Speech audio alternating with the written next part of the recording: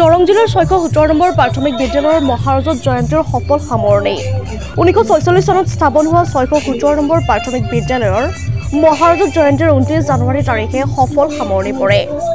যোৱাকালি সন্ধিয়া স্থানীয় শিল্পী ধনমণি শইকীয়া, প্ৰসন্ন কুমাৰ ডেকা, দুষ্মন্ত নাথৰ লগতে গুৱাহাটীৰ আমন্ত্ৰিত শিল্পী জ্ঞানদীপ কাকতীয়ে গীত মাতে দৰ্শকক মোহিত কৰে। ঠিক 12 বজাৰ লগে লগে চৰকাৰী নিৰ্দেশ পালন কৰি মহাৰজত জয়ন্তীৰ সফল সমাপ্তি ঘটে।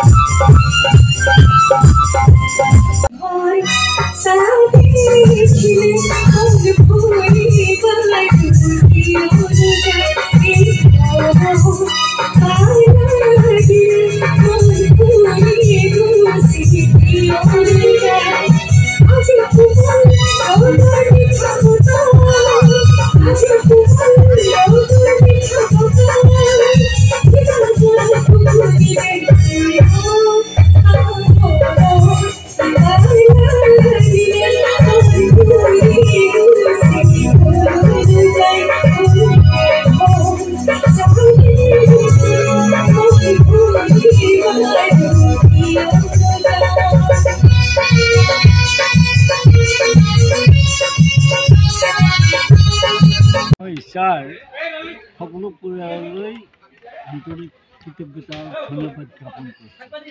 আমি 617 নম্বৰ দক্ষিণ কোকৰাঝাৰ প্ৰাথমিক বিদ্যালয়ৰ মহাৰজত জয়ন্তী উদযাপনৰ কাৰ্যসূচী 3দিনীয়া বৰ্ণাঢ্য কাৰ্যসূচীৰে অনুষ্ঠিত কৰিছিল।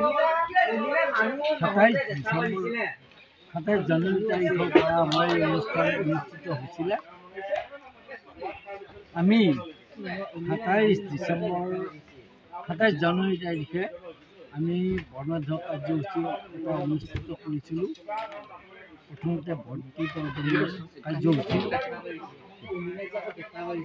তাৰপিছতে আছিল আমাৰ পতাকা উত্তোলন কাৰ্যসূচী। তাৰপিছত আমি দ্বিতীয় দিনৰ কাৰ্যসূচী আৰম্ভ কৰিছিলোঁ। এটা বৃহৎ স্বাৰ্থ ৰাখি যে ন পুৰণি ছাত্ৰ ছাত্ৰীৰ সৈতে সন্মিলন এইটো আমি সম্পূৰ্ণ কৃতকাৰ্যতাৰে সম্পন্ন কৰিছোঁ।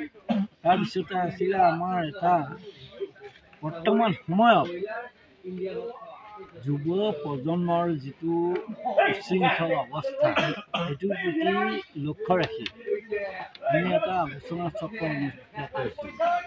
এই আলোচনা চক্ৰলৈ আমি বিশেষভাৱে বিশিষ্ট ব্যক্তি কৌশিক নাৰায়ণ উচ্চ মাধ্যমিক বিদ্যালয়ৰ সহকাৰী শিক্ষক সোণাৰাম ডেকা, ৰাষ্ট্ৰীয় পুৰস্কাৰপ্ৰাপ্ত শিক্ষক জিতেন্দ্ৰ নাৰায়ণ শৰ্মা ডাঙৰীয়া আৰু বালিপটা উচ্চ মাধ্যমিক বিদ্যালয়ৰ সহ শিক্ষয়িত্ৰী মাধুৰী নাথ ডাঙৰীয়া